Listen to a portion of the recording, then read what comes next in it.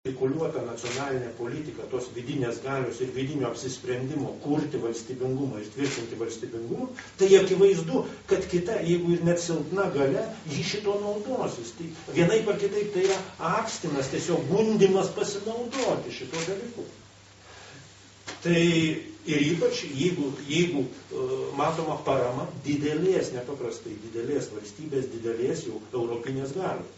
Ir šiuo atžvilgiu, aš manau, kad įvairūs pasisakymai, radikalėjantis pasisakymai ir Lenkų yra susijęs su tuo, kad Lenkijos pozicija keičiasi ir su tuo naujoju Lenkijos vaidmeniu, kuriuo prisima jų politinis elitas. Bet žmonės gyvena konkrečioje vietoje. Aš nematau, ir akivaizdu, kad toje vietoje lietuviai gali būti tam tikroje vietovėje ir Lenkų, ir dauguma, bet gali būti ir visiška mažuma. Ir juos taip pat į tas bendruomenės žiūrės kaip į mažumas, arba tos bendruomenės į kažkokius vietinius gali žiūrėti kaip į didžiumą ir panašiai. Tai klausimas vėlgi yra valstybės politikos, ar valstybė skatindama bendruomenės, vėlgi čia demokratijos plėtros klausimas, kurio Lietuvoje taip pat niekas neįsprendžia, nei apie tai kalba. Kaip tos bendruomenės kuria? Akivaizdu, kad Lietuvos politika turėtų būti kurti ir palaikyti, skatinti lietuviškų bendruomenių savikūrą, švietimo tinklų ir taip toliau, bet skatinti nepaneigiant kitų bendruomenių arba žaidžiant kažkokius jausmus. Visos etnokultūrinės bendruomenės yra Lietuvos šiaip turtas. Kuo jos yra stipresnės ir kuo jos stipriau reiškia savo kultūrinius gebėjimus, to Lietuvai kaip valstybė yra geriau. Vėlgi klausimas, kaip mes sugebame atsakyti į politinius, į tarpvalstybinius iššūkius, kurie vienaip ar kitaip paskatina įvairius tos, sakykime, prieštaravimus viduje. Ir kaip mes patys, matydami, jog egzistuoja tam tikri priešingumai, prieštaravimas, sugebame juos spręsti. Šitas dabar žiūrėkit, Kristencija, jums būtų klausimas. Dabar čia tikrai visi sakė tą nuomonę. Mes matom, kad tikrai matau Rusijos filmus Tarkovskio pastatytus, kuriam labai aiškiai pasako, aš rusų gimiau, rusų mirsiu, ir matau, kad tikrai taip stiprinama tas nacionalinį tos tautos stiprybė. Kalbam apie Lenkų vykdomą politiką. Kalbam apie jau Baltarusijos šiuo metu, kurie rado tik tai tokią panacėją stiprinti savo valstybę ir tai būtent per savo tą... Tik taip įmanoma, čia ne panacėja. Tik taip įmanoma stiprinti. Visuomet visada ir kyla klausimas. Mes matom deklaravimą būtent jau šimtus kartų prie šito stalo atsakyti Rambėjo žodžių apie nacionalinių valstybių išnykimą Europos Sąjungoje, kad čia... Tik priminkime, kas vyksta paties Rompėjaus šalyje. Kas ten vyksta? Tai toks išnykimas. Ir vėl grįžtam prie to pačio klausimo. Visiškai nesenai vėl grįžtam prie to, kad Kauno ten porte po nakties išniekinti ten žuvusi ten porte žydų antkapiai, ten marmurinės plokštės nulopinėtos. Ir pirmiausia, aš girdžiu atsiprašinėjimą iš karto ten, šiuo atveju Valentinavičiaus, apie ten, atsiprašau, ten žiūrim Lietuvos televiziją ir ten vienas iš žydų lyderių, Berods Alperovičius, kalbėdamas kalba taip, kad lietuviai pasidarė savo kažką labai blogo, man kyla klausimas, kam taip naudinga. Nei saugumo, sakykime, struktūros, nei ten policijos pajėgos kol kas nerado tų žmonių. Bet šiuo atveju... Labai blogai, kad neranda. Bet Pavyzdžius labai aiškiai dar. Į tokius veiksmus reikėtų labai greitai ir veiksmingai. Jūs Lietuvai padarėt labai blogai, nes dabar visas pasaulis... Palaukit. O išaiškintų taip, kad ten vienas yra Ivanauskas, vienas Ivanovas, kitas Ivančikas ten yra. O tokie huliganėliai, kurių galima rasti bet kurioje tautoje. Kodėl mes iš karto pradedam teisintis, kodėl mes iš karto ten pradedam smerkti. O jeigu čia kas gali paneigti, kad tai ne pačių provokacija tiem, kam tas yra naudinga. O naudinga šiuo atveju būtent parodyti, kad Lietuvoje lyg tai va tą žydų bendruomenę kažkas tai muša. Kas gali paneigti šitus dalykus? Bet mes vėl, neturėdami tokios aiškios linijos, aiškios strategijos, pirmiausia ginamės ne mes gyvenkim draugiškai, kada mes matom ir net būtent neturim, kaip Gilmas Kristencija jau sako, kad būkim altruistai, tikrai prie jūsų požiūrį, bet visos valstybės pamačiusios kažkokią tai būtent grėsmę, jos stiprina savo nacionalumą. Ir taip kaip jūs pirmam savo būtent pirmam pasisakymė pasako, Kur mūsų valstybės veiksmai, kad mes lietuviai, mes tuo didžiuojamės. Jeigu atsiranda jaunimas, jis iš karto taip pasakė žodžius, yra smerkiamas. Visi aplinkui daro tą patį, o mes, Dieve mano, prieš visą pasaulį šventesni negu už patį popiežių. Ponas Vytautas teisus, pasukęs pokalbį tai, kad, žinoma, čia mes ir pradėjome nuo to, kad reikia galvoti apie savo valstybės politiką. Tai aš galvoju, dabar kodėl nei vienam aukščiausiam pareigūnui taip ir neknieti, kaip nors suformuluoti valstybės strategiją, su humanitarinė ta orientacija. Aš pasižiūrėjau, kad nėra humanitaro nei vieno viršų. Ir ko gero, nei nebuvo, man rodos. Ir dabar, Kubilius, žiūrėkite, rodos šalia prie vieno iš humanitarų gyveno, kai augo tokiai šeimoje. Jokio pėdsako nėra, kai jis ten būtų. Aš kur nukritęs iš šalies, man šeima jokios įtakos nėra turėjus, man toks įspūdis. Ir per tuos jau 20 metų, kiek jis dabar politiką, aš negirdėjau nei vieną kartą pasakytą, va tai apie ką šiandien mes dabar šnekam, tai yra kokia ta valstybė formuojasi, kokios perspektyva, tai yra ta humanitarinė perspektyva, kiek autonomiška, kiek ar jie nori ištirpti ar kaip, nes vis tie procesai vyksta, jie grėsmingiau negu mes įsivaizdavom. Tai yra prastai, žinoma. Jeigu jau nėra vyriausio pareigūnui, kuris vis dėlto didelį įtaką turi, didelį svorį, jis neiškeliami debatai, tokie neįsėmė galbūt. Ir visą laiką tik rekušetuojama. Paskui tada, žinoma, tiesąkant, Valentinavičienė kas beliko ir pasakyti. Jeigu vyko toks dalykas, mūsų krašte, tai jis mūsų pilietis, mes turime atsiprašyti, kad jeigu žaidžia kitų tautų interesų. Čia aš nieko grėsmingo nematau, bet kokį veiksmą to padaryti?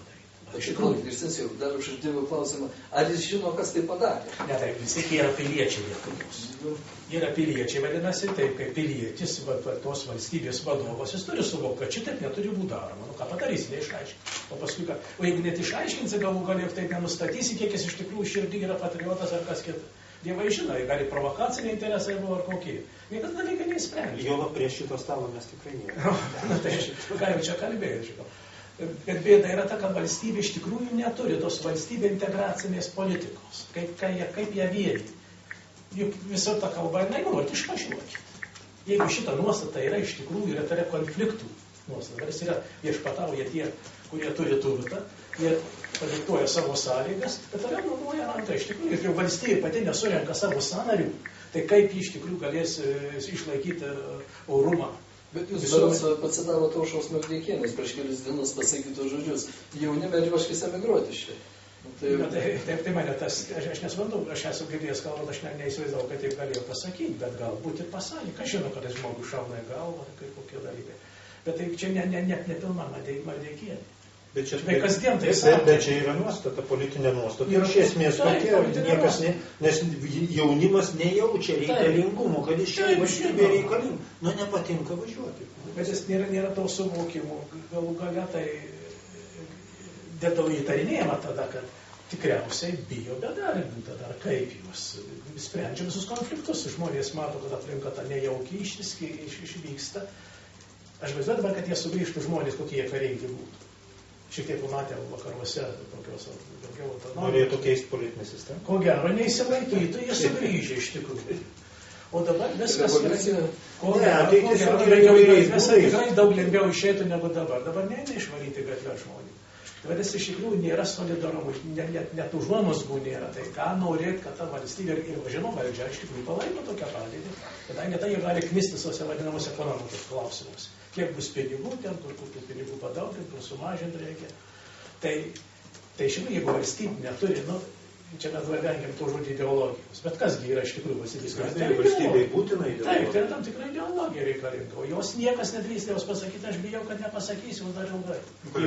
Yra laisvosios rinkos ideologija, yra žmogaus teisų ideologija, globalaus pasaulio ideologija. Iš tikrųjų pasakėte antrąjį medalio pusę, bet niekas jos nevadins ideologija. Tai yra verslininkai atseit gina savo interesus. Jūs teisus, taip, tada įsiviešpatauja, jeigu nėra ideologijos valstybės, tai atsiranda ideologija, ta kurie verslo ideologija, jeigu tas standartų šitų visų pilsudskininkų ideologija kokia. Tuščia vieta iš tikrųjų. Tuščia vieta valstybės politika. Tai jeigu, čia turbūt yra centras, tą turbūt jau reikėtų stiprokai fiksuoti visur, kokiuose pokalbiuose. ir keltant reikalavimus valstybė, vis dėlto suteikiant įgaliojimus valdžiai, net jeigu jie ir toli nuo humanitarinės kultūros. Vienai per kitai turėtų bandyti formuluoti, bent stengtis formuoti kokią nors strategiją. Bet dabar važiuokit šitas gal Mario, tada pratęsiam pačiam sutikiant žodį. Vis tik čia prabilom apie tą regionų formavimą Europai, kurių čia, kaip Vytautas ir sakė, tai yra didelį grėsmė, nes jeigu pažiūrėkit, yra Nemuno regiono, baseino regionas sukūriamas, tai ten yra jungiama ir Lenkija, ir Lietuva, ir Karaliaučius, viskai su tokiom valstybėm, ir su tokiom jų galiom, ir piniginiam galiom, viską aišku, kur jie turėtų nunykti. Bet šiuo atveju klausimas būtų, vėl grįžkim nuo to, ką pradėjom, būtent nuo Lenkijos. Jeigu žiūrėti tai, kas yra daroma pagal regionus, teko matyti žemėlapį, ir jeigu aš teisingai atsimenu, Klaipėda prijungiama kažkur prie Karaliaučiaus, Vilniuje prijungiama prie Lenkijos. Lyg tai jam būtų, sakytum, ir kažkas tai naudingo kaip valstybė, kuris siekia didesnio ploto, siekia įtakos ir toliau. Tačiau pačioje, jeigu taip žiūrėti, tai būtent Švenskas, tas pakraštys iš Lenkų, vis tik tai atsiranda Vokietijos ribose. Ar tie žmonės, kurie kelia tokius klausimus, nemato tos antros medalio pusės, antro lazdos galo? Tai nėra, kad tai labai pavojinga ir jiem patiem yra visai. Na tai čia turbūt reikėtų skirti ES, tarkim, kūrėjų ir dabartinių vadovų pozicijas nuo nacionalinių valstybių politikų pozicijų. Jeigu imsim Lenkijos politikus, ypač tokius radikalus kaip Radoslavas Sikorskis, aš manau, jie tiesiog naudojasi dabartinę ES konjunktūrą, bet jų pozicijos nebūtinai sutampa. Tai lygiai taip pat, kaip naudojasi, tarkim, mūsų tautinio atgimimo laikais, kai kurie politikai, vakarietiška politinė konjunktūra. Ir nebūtinai tos jų pozicijos visur ten sutapo. Reiškia, arba kaip naudojasi dabar, tarkim, kokia nors Abchazai Rusijos politinė konjunktūra. O jeigu kalbėsim apie Lietuvos politikus, tai čia jau nuo Lenkijos skirtumas kaip dienos ir nakties, nes, tarkim, Lenkijoje yra būtent tam tikrų jau netgi šovinizmo, galima pastebėti, šovinizmo, imperializmo požymių. Lietuvos politikai apskritai gyvena savo šią dieną. Aš turiu galvoje didesnėje dalį politinio elito. Politikų, aišku, irgi įvairių, bet paprastai tie, kurie galvoja kažkokiom nacionaliniam ar apskritai moraliniam kategorijom, jie tiesiog yra išstumiami. Pasižiūrėkime, kur šiandieną yra, sakysime, Romualdas Ozolas, kur yra, sakysime, Rolandas Paulauskas. Kur pagaliau imkim kairiuosius, kur yra šiandieną Bronius Genzelis, kur yra Nikolajus Medvedevas. Nėra šitų žmonių. Dar kažkokiu tai stebuklingų būdų padego ten, sakykime, Kazimieras Uoka, Gintaras Songaila, dar ten porą žmonių galima įvardinti, kurie žiūri tik truputį plačiau ir galbūt tolėliau laiko perspektyvoje. Bet absoliučiai dauguma tai tiesiog žiūri, kad būtų gerai man, mano grupiai ir dabar. O kas bus rytoj? Padaryti pajuokos objektų, nežiūrėkite dabar rinkimuose, Songaila norėjo dalyvauti. Ką jis sako, jis nori rinkimuose dalyvauti? Partijos. Reiškia, tokia tos partijos demokratija. Reiškia, tenais Rokas Žilinskas gali būti, reiškia, Vilius Navickas ten gali būti, reiškia, susikompromitavęs visiškai. Ir daugybė kitų, reiškia, tikrai abejotinos reputacijos politikų ten gali būti, bet jeigu žmogus turi šiek tiek kitokią, tarkim, nuomonę, negu yra naudinga tai partiniai konjunktūrai, jis tiesiog yra įspėjamas. Gerai, tai dabar vietos tai klausimas pačiam. Jeigu mes matom šitą problemą, ir yra valstybėje žmonių, kurie rūpėja ta valstybė, pradėkim nuo tos problemos diagnozavimo, matykim, pradėkim kur strategiją. Nes štai jūs susiminėt, kad tai kažkas atsirado ir kuria tą strategiją, mes ruošiamės pokalbį. Tai kai mes sakome, jog visai politinis elitas kaip tik neveikia ir neveikia tos nacionalumo tvirtinimo ir nacionalinio valstybingumo tvirtinimo plotmėje, tai yra tiesa, bet ne visiška. Politinis elitas, mano galva, šiuo metu veikia priešingą linkmę. Viena, pats neveikimas tarsi būtų veiksnys, kuris įvairių veiklų atžvilgių yra taip pat veikimas. Kitas dalykas, kad yra kūriamos įvairios strategijos, kurios šiaip jau yra nukreiptos kaip tik į valstybės išnacionalinimą ir ištautinimą. Tai vienas akivaizdus dalykas, kad, pavyzdžiui, taip, švietimo ir mokslo ministerija jau daugybę metų veikia iš esmės iš nacionalinama valstybė. Tai ypač tai suintensyvėjo pastaruoju metu, nes naikinama šiaip jau ir tas toks akademinio elito sluoksnis, kuris būrėsi institutuose moksliniuose ir kuris dar vienai par kitaip galėjo tas problemas bent jau įvardyti. Tai nepaliaujamos rekonstrukcijos reformos tų mokslinių institutų ir dabar išaiškėjęs planas jau galų galę visus sujungti į vieną kažkokį centrą, nukratant didelę dalį mokslininkų. Vieną tokį įsiterpimą, kadangi šiandien tiesiog dėl įvairių priežasčių negalėjau dalyvauti Ričardas Čekutis ir Darius Varanavičius, nes žurnalistai tiek išmesti iš darbų už savo pažiūras būtent Tai čia mane šitai nestebina, nes tas apkaltinimas nacionalizmu arba šiaip bet kokia tokia aiškesnė savo poziciją, kai išreiški tautos arba pradedi kalbėti apie lietuvybę, tai pats kalbėjimas apie lietuvybę jau darosi daugeliu įtartinas ir net akademinio sluoksnio žmonių. Jie įprato nebepriimti, nebegirdėti šito kalbėjimo. Bet pereisiu prie dokumentų strateginių rengimų.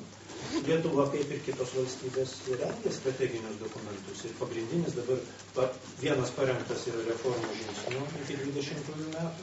Ten nėra nei kultūros, nei lietuvių tautos. Bet didžiausia bėda yra ta, kad yra rengiamas tvarios taip pat europinės reikalavimais yra rengiamas tvarios raidos, nacionalinės raidos iki 30 metų, Lietuva 2030.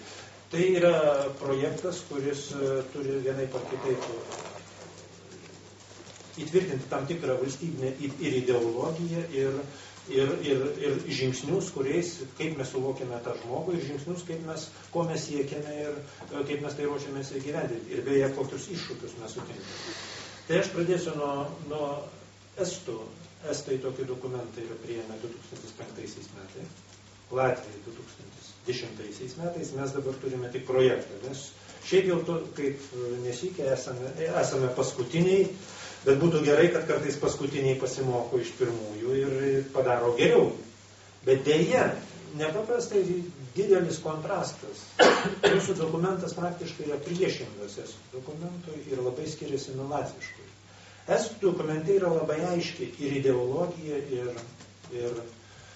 ir visi žingsniai, kaip siekti pagrindinio tikslo. Įvardinamas pagrindinis tikslas labai aiškiai. Estų tautos tvarumas, tvirtėjimas ir estų kultūros tvarumas, tvirtėjimas ir sklaida europinėje kultūros erdvėje. Vienas tikslas. Ir iš čia plaukia labai tokie aiškus dalykai. Kam reikalinga valstybė? Kai žmonės klausia, kam reikalinga valstybė? Tai valstybė sukurta tam, kad tautos išliktų, tvirtėtų ir tai aš kalbu, šiaip nacionalinių valstybių formavimuose visas tas veiksmus. Ir tą funkciją visos valstybės iš esmės suvokia kaip esminė pagrindinė funkcija. Ir vienaip ar kitaip į ją atsako įvairiais strateginiais dokumentais.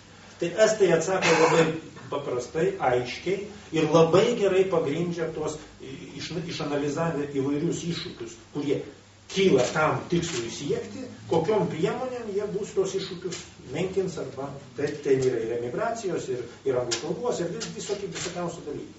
Latviai eina šiek tiek kitų kelių. Jie neįvardyja latviškumo kaip tos siekiamybės, bet jie įvardyja jog nacionalinis tapatumas. Latvijos kultūra yra pagrindinė puoselėtina. Jos gyvybingumas yra pagrindinis visos strategijos tikslas, tas pat tik truputį kitą žodyną. O tam visam kultūrinės kūrybės tvarumui ir Latvijos kultūros turtinimui nacionalinis tapatumas yra pagrindinis veiksnys. Tai nacionalinio tapatumo tvirtinimas vėlgi yra kartu su kultūra yra tarsi tikslas ir kartu visos priemonės vėlgi sueina, jis ir pagrindžia visas priemonės, kurios vėl sueina į tą tikslą. Labai aiški taip pat struktūra, Taip, ir ten naujojų žodynų tada įgauna prasme žmogiškasis kapitalas, tai yra Latvijos žmogiškasis kapitalas, Latvijų kultūros kūrėjai ir taip toliau. Mes žinome, ten tos čia yra įvairių žodynai, kuriais aprašoma daugelis dalykų. Jos, taip, kapitalas turi būti, ten Estijoje beje nėra kapitalo, bet Latvijoje jau yra. Tai dabar mūsų projektai. Mūsų projekte nėra nė žodžio apie lietuvių tautą ir lietuvių kultūrą. Tai kas tam kūrė? Tai pagrindinis tikslas yra, tai aš tą tikslą pacituosiu, yra šalies numatomas, šalies pažanga ir žmogaus gerovė. Tai mes matom, kad toks abstraktus tikslas, jis niekaip nesusijęs su konkrečia mūsų gimtine, nei su konkrečia valstybė. Tokį tikslą galima kelti kur norime. Kažkokiame regione galime kelti. Problematikos nėra. Čia jos nėra. Ir tada pagrindinės, kaip visą tą pasiekti, puoselėjant tam tikras pagrindinės vertybės. Tai kokios tos pagrindinės vertybės? Čia tarsi ir vėlgi iš tos, man priminė šiek tiek ir sovietmetį, nes irgi taip pat buvo kalbama apie naujojo žmogaus, kuris puoselėja vertybės ir taip toliau. Tai tos vertybės yra labai paprastos. Atvirumas, kūrybingumas ir atsakingumas. Ir kitaip tariant, mūsų strategija ruošiasi naują žmogų, tarsi iš tokį kurti, tokį pasaulio pilietį, kuris pasižymi. Tai jau visų čia šalių ir Europos, kad naujo žmogaus ugdymą negalima kelti į tokių dalykų, niekaip jie neįdėkime. Valstybių politikos tikslas yra kurti tam tikras aplinkas, kurios vienaip ar kitaip žmogus išsiugdytų norimas tam tikras savybės. Tai ir tolerancija, ir kitų.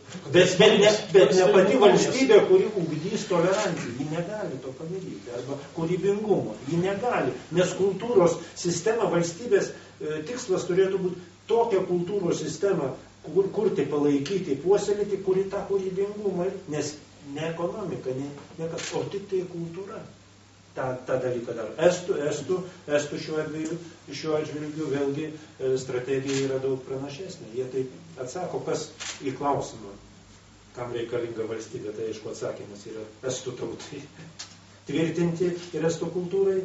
O tai koks būdas, kokiu būdu tai galima daryti? Pati valstybė nėra būdas visą tą daryti. Kas rengia šitą? Tai aš dar neatsakysiu tą klausimą, nežinau. Tai gal dar ačiū Dievui, kad jinai nepatvirtinta. Tai ne, ar galės visuomenė kažkaip prisidės? Aš manau, kad visuomenės balsas, kaip visada Lietuvoje, nieko nereiškia. Tai grįžtant prie Estijos, jie labai aiškiai atsako, kad kultūra yra tas pagrindinė priemonė. Ir todėl dokumentas nuosekliai po preambulės, kurioje įvardinama ideologija ir tikslas, eina pirmas skirsnis, yra kultūros skirsnis. Todėl viskas čia nuosekliai ir akivaizdu iš dokumento ruošiasi ir ten įvardytų žmonių, institucijų, kurie dalyvauja akademinis sluoksnis, politiniai, bet tą dokumentą ruošia akademinis sluoksnis. Tai aišku, kad buvo pasiektas sutarimas, kad visas politinė klasė arba politinis elitas ir akademinis elitas dėl to yra sutarę. Dėl tokių dalykų yra sutarę. Ir todėl ten labai aiškiai įvardyti ir žmonės ir taip toliau. Tai yra labai toks reikšmingas visuomeniai, tautai ir visuomeniai telkti dokumentas. Negėda įrodyti visur. Mūsų dokumente nėra nei tautos. Pagrindinis ten subjektas, aišku, yra visuomenė ir plotmės yra, kaip ką ruošiamasi veikti, tai paveikti visuomenę, piliečius, kitaip tariant, tautiškumą čia tarsi nebelieka, mes nekalbame, mes tokie esame labai pažangus, kad mes jau apie tautiškumą nebekalbame, lietuvybė jo labiau, ir valdžia ir ekonomika. Reliktas. Tai beje valdžios klausimo, ką ruošiamasi daryti, apie jokią demokratizaciją arba apie savivaldos, taip pat jokios kalbos nėra. Kalbama tik apie operacijas, kurios valdžia, pavyzdžiui, padaryti reformą, kad koks nors ten bus geriau tvarkysis kokie nors valdininkai, kaip mes žinome, kad jokios reformos, kurios eina pačiame valstybės aparate, jos negali valstybės aparato logikos pakeisti. Valstybės aparatas kaip buvo, toks taip ir išlieka. Gerai, bet dabar šitas Mario tau toksai klausimas, bet iš to, ką pasakė gerbiamas Vytautas, pas mus net nėra. Daleiskim, konstitucijoje pas mus yra, kad lietuvių tauta kuria valstybę. Bet konstitucinio teismo Gudrožiai sugebėjo išaiškinti, kad lietuvių tauta tai yra visi Lietuvos piliečiai. Tada skaičiuokime ir čigonus, ir panašiai, ir vėl iškastruota. Sugebėjom patys negražiai šnekant, pasidaryti karakirį, bet net ir tose vietose, kur yra fiksuota. Pamenu, dirbant Europos taryboje Strasbūrė, nekartą buvo bakstelėta į Lietuvos konstituciją, kad štai jūsų ta nuostata yra pažeidžianti žmogaus teisę, šiaip jau tarptautinės teisės kontekste. Bet čia mes irgi tokie jau šventesni vėl už visus dabar. Matot, Gediminai, iš tikrųjų tai nieko čia nuostabaus, jau ne tik tai tautos savoka yra dekonstruota. Kai atsiranda kažkokia konstitucijos dvasia, aukščiau konstitucijos tekstą, kai atsiranda kažkokie šamanai, kurie vieni tik tai su ta dvasia sugeba bendrauti ir ją suprasti, tai galima ne tik tai tautą imti aiškinti kažkaip kitaip. Jau pradedamas kitaip aiškinti ir pats žmogus. Jau galima tada pasakyti, kad, tarkim, motinos įsčiose augantis vaikelis yra ne žmogus, kad jam žmogaus teisės negalioja.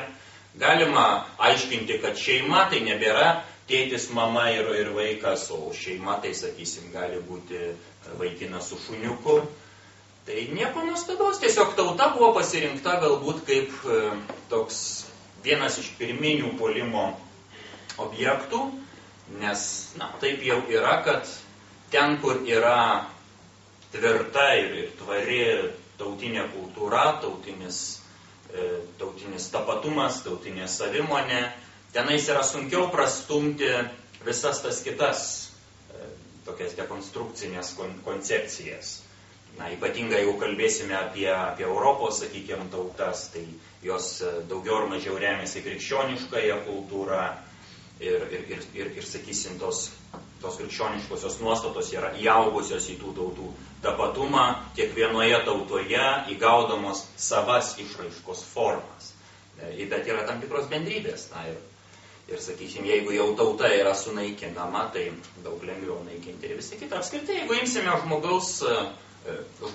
žmonių, žmogiškuosius tapatumus ir vertybių sistemas, mes pamatysim, kad ten daug kas yra labai stipriai susiję. Palyginkim, tarkim, kosmopolitinius megapolius su kaimiškom provincijom. Bet kurioje šalyje, netgi tokioje kaip Olandija. Skiriasi kaip diena ir naktis. Reiškia, ten, kur yra daugiau to tautiškumo, netgi, sakykime, fizinės gyventojų sudėties prasme, o tuo labiau kalbant apie jų, tarkim, kultūrinės nuostatas, mes pamatysim, kad kaimo gyventojai palaiko daug aukštesnius standartus ir moralinėje srityje. O ten, kur yra, reiškia, sunaikinamos tautinės vertybės, daug lengviau sunyksta ir kitos. Aš apskritai sakyčiau, kad kosmopolitizmas, kuris dabar yra, taip sakyčiau, gana netgi vulgariai brukamas Lietuvai ir Europai,